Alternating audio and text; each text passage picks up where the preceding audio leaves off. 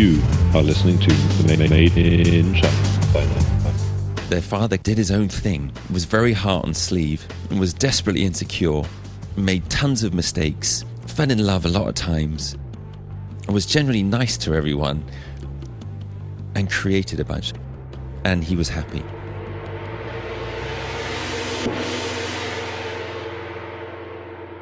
That was Dominic. We got to know about the creative businessman. But that's only part of the story, much like business is only part of our life. I'm pretty fortunate. I think I'm fulfilled and happy.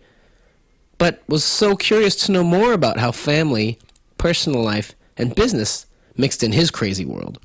How have you seen your role as a boss play into you being a better parent, or being a parent played into you being a better boss? One thing I learned from my peers, I'm very fortunate to be a member of the Entrepreneurs Organization in Beijing, and I'm in a very solid forum of incredible guys. And we all learn from each other and do incredible things together. And I've learned a lot from them on that structured side of being an entrepreneur, because we have guys in the forum who are very structured, who have big multi-million-dollar businesses. And they teach you a lot about goals. And I was never goal-focused ever. I just did stuff, too much stuff, all the time, and never really had any focus. And so I recently have been putting my sort of goal setting towards the family a bit. Now, you can't do it too much. If I told my wife I was going to give her a KPI, she'd slap me in the face, Rightfully so. But I set incredible goals, like lofty goals for myself with the family now. So Vern calls it the BHAG, the big, hairy, audacious goal, right? Yeah. And then so the moon my mission, right? my BHAG is for next year, which is I'm going to drive from Beijing to London with my whole family in a car, right? Awesome. I want my girls to go on a 3-month journey across the world to see how the world changes from where they grew up and were born to where they're from, and it's a massive goal, and I'm still a long way from it. Financially, I'm almost there. And logistically, I'm not there at all. But I had to get my family to buy in. And I had to get them to buy into this mad, crazy idea, which is a dangerous one, too. And they're all in now. How old are your daughters? 5, 8, 10, and 14. Okay. All girls? All girls. The first one is from my first marriage, so she's half Chinese. The middle two are from my wife, so they're blonde-haired, blue-eyed. And my youngest one is adopted, so they're all different colors. So a lot of Chinese people think my wife's been sleeping around. But as a result, we have a lot of empathy within the family, because our breakdown of our family is very unusual. They're all this. I have 4 girls from 3 mums, and they get on famously, and they're great kids, and they have a lot of empathy, because everyone looks at them and they say, "Why you all look different?" And when you know that from a very young age, but you don't have to say it, automatically you understand that family is more than that. And so my kids have fantastic empathy. And I think something that's going to give them even more empathy and understanding and make them more beautiful is a journey across the world. And so being an entrepreneur taught me to set big, hairy goals. And that's for your family. For my family. And so I set that goal. And it used to piss off my wife when I came back from EO and I started talking EO stuff, because it also ended up with me losing my business when I tried to scale it. Right. But now she likes it more, because now I'm more applying it in my own comfortable way. And so with family, being an entrepreneur taught me to set big goals and be a little bit more structured, because I'm a very unstructured person. And that helps, because it's helped free up my time. Because structure and process can free up your time, right? And so now I'm home every day at a certain time, and I structure my time more so I know I'm getting time with each individual child. So that's helped me a lot. Awesome. And in family affecting business, it's just that I try to be as good a father as I am a leader. As I said at the very beginning of this podcast, I'm very emotional. And so I try to be as emotional and caring and paternal towards my employees as I am to my children. And so, being a father has taught me great responsibility. And so I apply that responsibility towards these people that work for me, who give me their lives. And when I get to go to their homes and meet their parents and travel to where they're from in the countryside, is I have great responsibility towards them, like I do to my adopted child who's from the countryside. Is that it's taught me that, you know, they're giving me a huge chunk of their life, and I need to be responsible towards them and be a good leader, and know that, you know, that all of those, their children that they have and their families, and, you know, in many ways I'm responsible for all of this income, right? And so I just got to step up and you're very much their parent in a lot of ways. and be a good parent and leader for them. It sounds very big saying all that, but it's true. Yeah. So I think you know, being a father has taught me that, because before I had children, you know, and I had children by mistake. Like I started a business by mistake. Like I became famous by mistake. You know, it changed my life. You know, I used to be crazy beyond belief before I accidentally had my first child. And, you know, long story short, I ended up being, you know, a single father for 3 years. You know, from when my daughter was 6 months until she was 3.5, I had to raise her on my own. And so it was the moment in my life that changed everything. It was the moment in my life where I started to get things done. Yeah. Because you had to, right? Yeah, it's not about you anymore. Before that, it was just crazy me, and then after that, it wasn't just about me. And so it was the turning point in my life. And now I'd have a 5th child if I could afford it. Well, let's make a short story long. Is it okay if I asked more about this raising a daughter by yourself? Yeah. I met someone in Shanghai, and we had a kid together. A very crazy, extreme life together. Didn't think of having a child. Had a child. Had a breakup, and I ended up being the caregiver. So what did you learn from this, right? From being the daddy, like going from this awesome, fun, not totally selfish because you and a wife, but an adventure, to now switching the adventure to being a daddy. You know, I arrived in China in 1993 with a purple backpack and $300. I left in 2001 with a purple backpack, $150, and a kid. But I'd actually started a business in between that I'd made a shed load of money, which is another startup. So I lost everything. Absolutely everything. You know, and I was living a very unhealthy lifestyle, which I won't go into detail, but you can imagine. And so I ended up with a kid, a 6-month, 7-month-old kid on my own. And I left China, went to the Philippines to visit a brother, and I suddenly was dawned with the fact that this was me, and I was a single father. So I traveled the world for 6, 8, 9 months with this with my daughter Prudence, and then ended up coming back to Beijing, and then getting a job, which was terrible. I never had a job before. I had to, you know, work for someone else, but I had to, because I had to get her in a school and pay for food and education and all that kind of stuff. So it was the moment where I became disciplined. I was never disciplined before that. It was more than me all of a sudden. It was Prudence.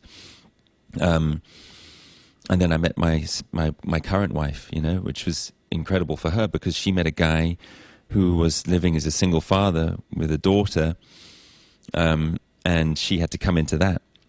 And I think it was actually, for a Chinese girl, it'd be very hard to understand, but for a Western girl, it was a very attractive thing for her. But this guy was looking after a girl on his own and had that level of responsibility. Right. So I think it's what helped me land the most beautiful girl in Beijing, my current wife. So, you know, Prudence was a magnet. Yeah, absolutely. For that. But, you know, as Steve Jobs said, you know, is you look back and all the dots line up, right? So there's no regrets. But it was 3 years of absolutely zero time for myself. You're just looking after this child who needs your time all the time. Right.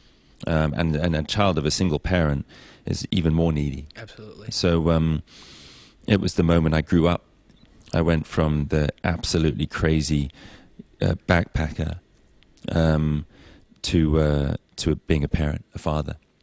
But fortunately, all those years of being a backpacker, traveler, and a crazy guy, had also taught me a lot and made my life incredibly rich and eventful and fun.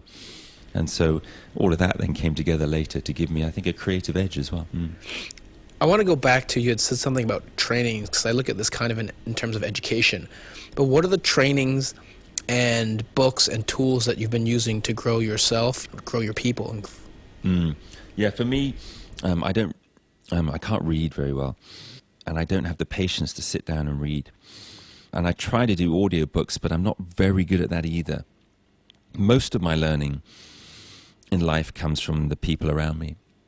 And so joining EO became a turning point in my life, because I won an award in 2008. I won the British Entrepreneur of the Year in China, and I got given an award by Prince Andrew, which ended up being a controversial moment because I was rude to him in my acceptance speech. And anyway, that's another story. But when I gave that speech, because I didn't expect to win that award, there was someone in the audience from the EO, and he sent me an email saying, "Dominic, I went to that event." He goes, "You were truly a proper entrepreneur." He goes, "You should join the EO." And I was like, "What's the EO?" And they said, "Well, and here's the stipulations. You have to have $1 million revenue and this, that." And I was terrified. I joined this organization. It's a very close-knit organization of entrepreneurs who share everything. You know, their divorce problems, their, every problem, right? You end up in these little forums and everybody's sharing, right? It's terrifying for me. The first few months, I just felt I didn't belong. But then I started to realize that I was in a group of incredible people, guys and girls who were doing incredible things. And of course, if you surround yourself by idiots, you're going to become an idiot. And I started to surround myself with successful people. And I really liked that. I got excited by that. And so suddenly half of my life was, in terms of work, was creative artists, and the other half was very successful entrepreneurs. And it became a very good mix. I was learning an awful lot from the artists, and in becoming an artist myself. And I was learning an awful lot from these entrepreneurs, and was then becoming an entrepreneur myself. I couldn't even spell the word entrepreneur when I joined that organization. But that's where my learning comes from.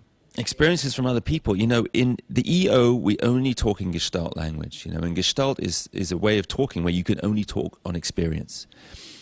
So we form these, forums. I'm the leader of my forum, which is very unusual because I'm in a forum and everyone in my forum has a bigger business than me, much more employees and far more structured and more traditional type entrepreneur. But they all look to me for leadership. And I've been a leader of our forum for like 3 years, and I do a very good job of it. Uh-huh. And the reason is because I feel such responsibility towards these guys, and I love being the leader of that group because I find it exciting. It motivates you. And motivates me, and it makes me become a better, stronger person. And they all know that too. These guys are leading 300-400 people. I'm barely managing to lead 15, 20, right? But I somehow managed to lead these guys, right? So I find that very exciting. And they share everything with me. And I learn a lot from them. And I can call them up and they'll tell me this and they'll teach me that. And that'll be outside of the experience sort of thing. They'll actually tell me what to do. But in the actual forum itself, we're all sharing stories and we're all sharing experiences. And then we do epic things together. We just went to Laos. We hired motorbikes and we just went into nowhere. And we did 1,000 kilometers in the countryside of Laos, looking out for each other, camping on the side of the road, eating in little shacks, and forming these teams and turning off our phones, And so we do epic things together. And we also go to learning events, and we've seen Timothy Ferriss speak, and we've seen, great entrepreneurs speak at great events. But then we'll also do incredible team building things together and just learn from each other. And we've all got very conflicting skill sets, which is fantastic. So that's how I learn, by hanging out with awesome people. And the odd book every now and then, which I try my hardest. But, my wife accuses me of not being able to multitask, but Christ, I can read a book and do 4 other things at the same time, and I won't dissolve anything from that book whatsoever. I don't know, I just did, Hohai this morning, an hour walk, and I'm learning from this book story. Uh-huh. I think I only got about 4%, 5% of it. What type of trainings and books, even though they're not necessarily your way, how are you raising your staff? You said you're training them, or is it more like you had said, spending more time with you? Yeah, spending a lot of time with me, getting to know their roles very well. I give them a goal of a book every quarter, and then each book that they read, they have to do a presentation with pictures of their takeaways and understandings of each book, and then we share stories. So every member of staff is doing a book every 3 months. Some of them will just take it by the horns and we'll do a book every month, and then we'll do a presentation every month. And then through the people that we have in EO, you can send your staff to their offices to learn from their staff. That's another great resource. Cross-training, cross-training. Yeah. Sharing on that front. And then taking them to talks and lectures. You know, this afternoon is the opening of Freitag, the big Swiss-German bag at 798. They'll be telling their story, so I'll take my staff there to listen to that story. Taking them to galleries, to exhibitions, everything, taking them to the zoo, taking them to museums, taking them to spiritual learning classes, just trying to build a better, solid person. How would you say you manage that time-wise? Because some people... Manage that time-wise is a lot of it should be on them to take the initiative to do it. Some of it requires a budget from me. I put 10% of all our net profits into my core team. And of course, how much of that they get is based on how many goals they reach. And the money that's left over is all left over for training. So it all goes into them one way or another. And it's a substantial amount of money because we're quite a profitable business. So they get a good bonus if they perform well. But if they're not performing up to scratch, they've still got a shed load of money that goes into their training. And I expect them to spend it one way or another and then report back on what they learn. So if they're going to go and do a weekend training that's going to cost me 15,000 RMB, they better come back and share a lot with the team on it. Because I want that learning to go throughout the organization. And they know that. So there's a lot of pressure on them to learn and to share. Yeah. And that's important. Right. Yeah. Are you suggesting the books? Yeah, I start off suggesting the books and then they do it themselves. I start with the classics. The E-Myth is a really good one. Just for the systems and the processes. Good to Great. Working on the business, not so much in the business. Rockefeller Habits. With the culture, communications, we have morning huddles, weekly huddles, monthly huddles. That's my big takeaway from, the Rockefeller Habits was really the whole structure of communication and meetings. Those are my big 3 Bibles, I would say, for entrepreneurship. And then from there, anything from The Power of Now to crazy adventure stories, a whole, array of good stories that will inspire them, And sometimes they'll do something really boring, like, inventory management, which is fine. They can do that, as long as they learn something from it and share it with everyone. That's the important thing, is we're a small business, and it's important that what they learn is that they share with everyone in the office, and we all get something from it. So I start with those kind of books. And then, I'm not a big reader, so I'll go on to SlideShare and find a book that everyone's talking about and learn from it from the basic 15 slides that someone's put on SlideShare, and then share that with them. That's a much more effective way for me to learn, I find. So even though you found that reading is a challenge for you, you do value what's in these books and the knowledge. Oh, for sure. And you just try to take it in the best way you can, and you give them the way that it's easiest for them to. I remember going to a Vern Harnish talk, and he said to me, if you're one of those guys who's saying, I don't read, well, then you're as stupid as the guy that can't read. Yeah, wow. Which is kind of a hard thing to say, but I remember that was a real wake-up moment for me. I was just like, that's such a good point. Because so many times before in interviews and stuff and doing Chinese university lectures, and I do a lot of those, I'm just like, I don't read books. You know, there's nothing to be proud of with that. You know, I just can't do it. I just can't have the concentration. So I have my own way of learning, you know. And that's really, you know, just through being with people and learning from them. I'm just not good at the book side of things. Yeah, but yeah, I give them some guidance and then let them go from there. What's the most important thing you've learned from doing business in China that's impacted your life? How has just business in China made you change? You know, one thing that I learned recently from doing a talk, and there was another Chinese chap who was doing a talk alongside me, and he said that he's seen the best businessmen in the world come to China and get their asses kicked. Yep.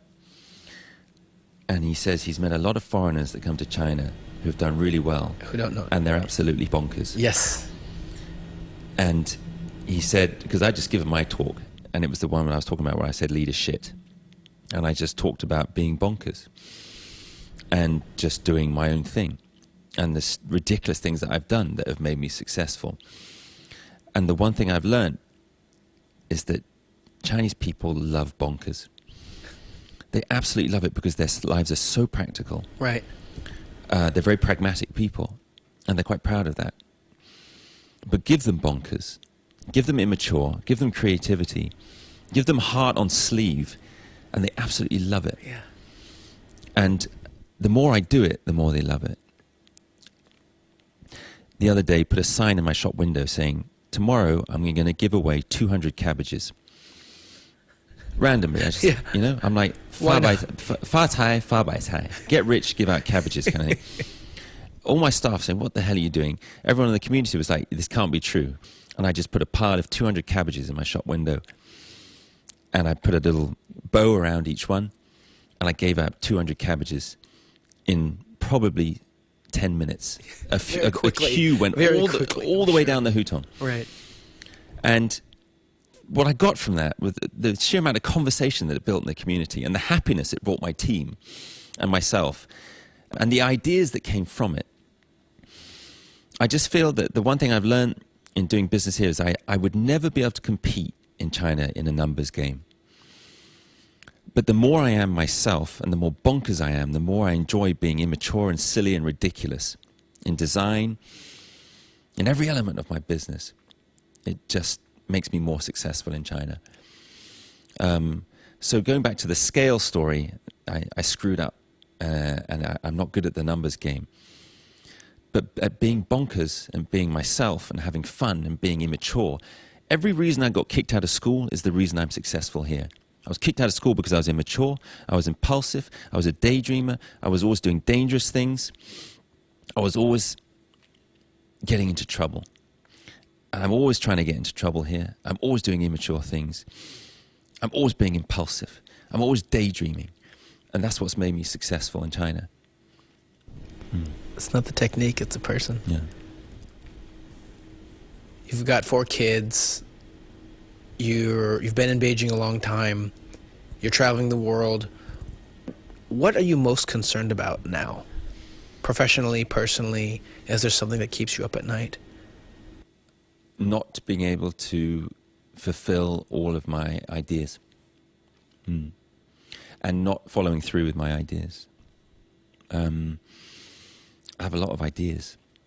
And I can't do them all, you know, and I find it difficult to structure myself.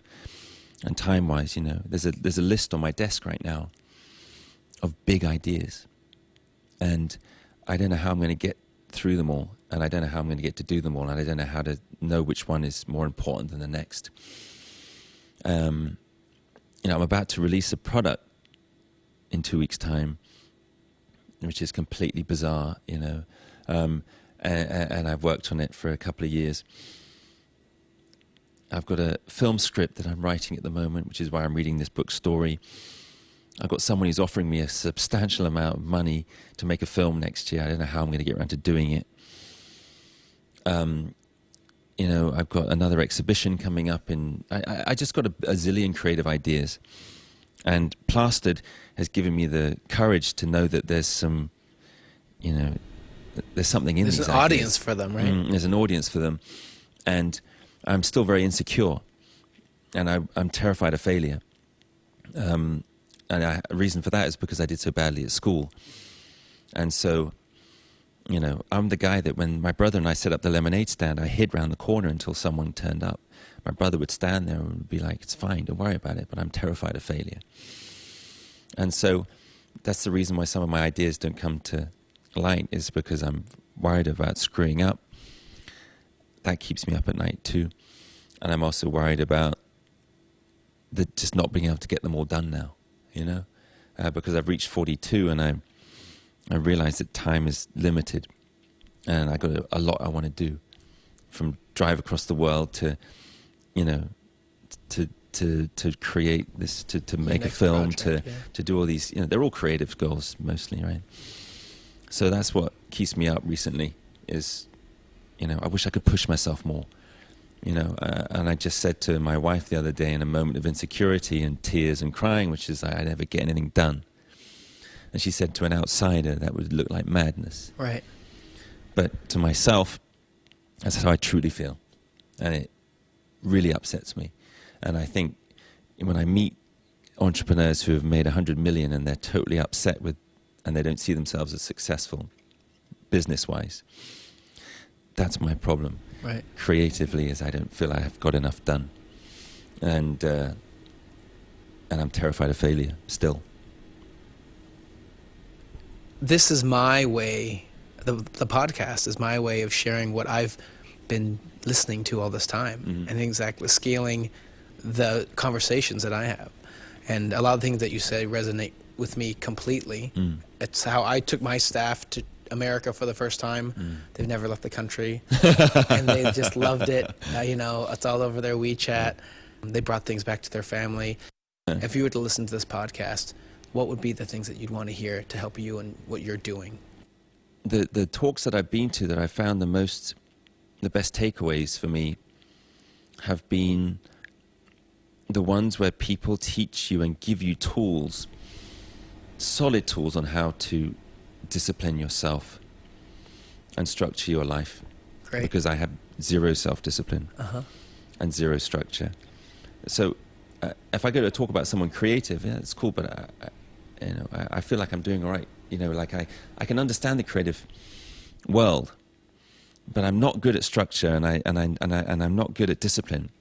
And so, you know, I went to see this one guy called Warren something or other in Australia when I saw Timothy Ferriss. Amazing guy. He had faith. He was religious, but he didn't push it down our throats. Great guy. And he's on the board of I don't know how many floated companies, but he gave us this thing right at the end. He's like, a half-hour morning discipline, which is to wake up, think about what your meaning in life is. Why are you on this earth? Write down things that you're grateful for. Do 10 minutes of exercise. It was like a half-hour structure in the morning that would give you discipline for the rest of the day.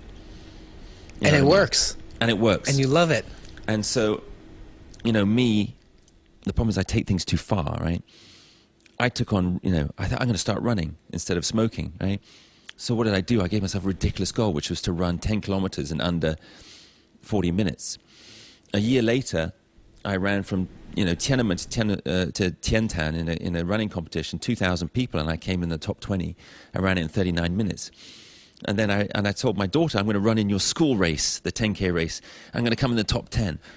180 people, and I came 6th. And then, of course, 2 weeks later, I injured myself permanently by taking running too far. And I damaged my hip. But that's me. And I take everything too far. I took smoking too far. I took drugs too far. I took exercise too far. I take everything too far. You know, if you give me something, I'll do it. 疯狂, you know. Yeah. So I find it hard to discipline myself, and you know, and do things moderately. You know, but at the same time, I don't want to lose myself. So structure is one of those things. Is, you know, people like me, we need the structure, but we can't lose ourselves in the structure. Right. You know.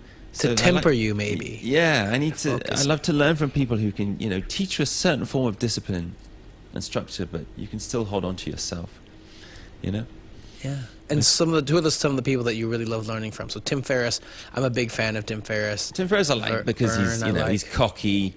Yeah. But, you know, and I kind of like that. He's having in fun. Timothy Ferris, yeah, he's having Right. fun, exactly. Me, I just like adventure. Okay. I'm an adventurer at heart, which is why I left England and went to Africa when I was 17. It changed my life. That's probably the thing that, excites me the most. Adventure in business, Yeah. adventure creatively, adventure in life, adventure with my kids. And it's not an adventure until something goes wrong, right? And You need a high point, right? You need a problem to Yeah. solve, right? I was just motorcycling across Laos, lost in the middle of nowhere with 4 of the best guys on earth, running out of food, and the path was getting thinner and thinner, and it was pitch black, and we didn't know where we were going to sleep. And Jade Gray turns around to me, he goes, "Dominic, it's not a venture until something goes wrong." And you know what? I was wearing a pair of glasses that were my night vision glasses. I bought them specifically. They were a pair of glasses that had Hello Kitties in the top right-hand corners that had no glass in them whatsoever. I just wanted to wear them at night because I thought they would be night vision goggles. And he looked at me, and I was just wearing these goggles. And we're in the middle of nowhere trying to find somewhere to sleep in Laos, and it was just a great moment in my life. That's great. So I love adventure, It's the thing, And my wife respects that. She's amazing, Anytime I say I'm going off an adventure, she'll let me do it. Yeah. For me, I think the thing that I love is really helping Chinese people understand themselves, or Chinese Americans or Asians, because I feel tons of insecurity in our people. That's why these mean so much to me, because I feel like maybe as important of a person as you are, you don't know how important you are to so many more, right? Yeah, my wife said something which was kind of shocked me, but, because she doesn't really, she's not impressed so much with my success or me becoming famous. She's not impressed with famous people. She's a very incredible, smart and wise person. And she said to me, "Dominic, the most important skill you have is that you can inspire people." And she's, so she always encourages me to do a lot, talk at university level. Last year I went to probably 40 universities in China, between 30 and 40. Because of my work on television, a lot of them know me. And I got to speak to crowds of 1,000+ people. And I'm just telling them my story of entrepreneurship. And the fun stories of how I built this business. And they love it. They absolutely love it. And they're so excited about it. There's no numbers in it. There's no pie charts. There's no graphs of any financials. It's just fun stories of how I built the business through being silly and passion and fun. And the look on their eyes is just like, it's like they've never seen anything like it. And so, that's something that's really inspired me the last, couple of years is just doing these talks at university level in China. Because, they work so hard, these students, and it's such an incredibly intense life they have, right? As an only child, putting in those hours at university. To be able to inspire them with a story of complete impulsive rage, doing random stuff, they get so excited by it, that's been a really cool part of my life the last 2-3 years is being flown out to all these universities to do talks. Yeah, I'm sure you bring this into your family. I mean, your daughters have got to think they have the funnest dad. Yeah. Well, we have a good balance, right? My wife is very disciplined and very much about education and schooling. And I'm more about the fun side of things, The adventure. Adventure and I pick up a book and I pick up the same book every night and read a different story. And I teach them swear words and do silly, immature stuff, that they like. But they also know that I screw up all the time. So they learn from that, for sure. Mm. You said 4 different girls from 3 different moms. I come from a background where an immigrant family where everyone married someone that wasn't Chinese. Really? So my cousins are black, they're Mexican, they're Filipino, they're Japanese, Fantastic. they're white, and they've married people who aren't the same race. Yeah. So I remember going to my cousin's graduation at Juilliard, and she's black. Well, she's black and Chinese. And I'm with we're in Harlem, I'm with all my black side of the family, and they're hugging and kissing on this little Chinese guy, and people are just going, what the hell is going on here, right? And it's just the way growing up with that perspective, right? That love is love. It has nothing to do with this or this or... But to wrap this up for the day, and I hope to have many more conversations with you, but if today was your last day, And I think you live for today. That's the Yeah. way you do it. Mhm. And you have to say goodbye to your girls. Mhm. What are you going to tell them? You know, I'm not a very, thoughtful, wise person. You know what I mean? I just live in the moment and make Right. mistakes, and then looking back, I'm like, how? I should have done Looking that. back, that's really cool that I did that, but at the time I wasn't thinking that. Right. So there's a lot of death in my family over the past. I lost a stepdad. My wife's dad died a few weeks after we were married. My best friend's dad died all within 3 to 4 months. And it made me think a lot more about how, like you said, focusing on other people. Yeah. I think I've been very lucky in the same way that people appreciate me for whatever the reasons. And if it was all over, what would I have to give? And I also thought about how many people that have left my life, like grandparents, and I've never known what they wanted me to know. So it's like, what's the... If I heard your story, I think there's all things I could take. Yeah. But if it was just coming from you, being like, But hey, there's so many things, There you is wanna so say. I many. mean, Yeah, if I it was, agree. an important word, I would say empathy. It's the most important thing I can think of, is to have this empathy. But at the same time, I want to say to them, grab life by the balls and go for it, and don't listen to other people, and be courageous, and to be courageous is to not let your actions be influenced by your fears. And I'd go off on this massive rant of absolute drivel, probably because I've got too much going on in my mind. I couldn't come out with one sentence that would be brilliantly wise, that would impress your podcast listeners right now. I would just go off on an absolute rant, and they would probably glaze over. But I think they would learn somewhere in there that their father did his own thing, was very heart on sleeve, and was desperately insecure, made tons of mistakes, fell in love a lot of times, and was generally nice to everyone, and created a bunch. And he was happy. I think that they would just listen to my rant, look back on my life, and take what they want from it. thanks so much for coming. Thanks for the chat. I enjoyed it. We know we can change the way people do business in China, and we'd love your help to continue to do that. Tell us more about what you want, and share the stories you like at getmadeinchina.com.